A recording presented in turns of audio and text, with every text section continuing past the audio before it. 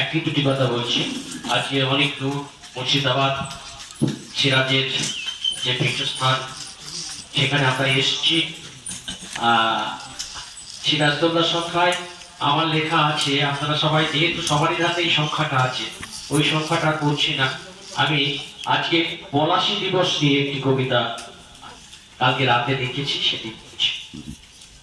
পলাশী দিবস। পলাশী দিবস কালো দিন, রক্তকে রক্ত ক্ষত, আজও মেলাইনি সেই দাগ, দিন গেছে কত শত।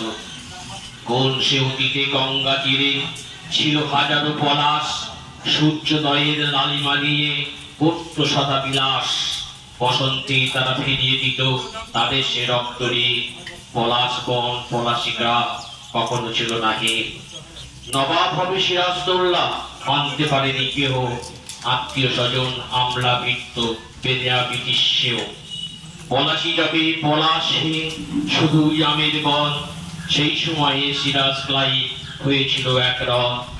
তাজা রক্তে নবাব সিরাজ রাখে পলাশীর মা, গঙ্গায় ডুবে স্বাধীন বঙ্গ দিয়ে তার দিয়েছে, গঙ্গায় ডুবে স্বাধীন বঙ্গ দিয়েছিল তার প্রাণ। দেশের কথা ভাবেনি কেউ, ছিল স্বার্থ দিয়ে ব্যস্ত, সেই সুযোগে লাল মুখরা হাতিয়ে নেয় রেস্ত। সৃষ্টি কৃষ্টি শিল্প সমাজ হয়ে যায় সব নষ্ট, আমজনতার ভাগ্যে জোটে শোষণ ঋণ কষ্ট।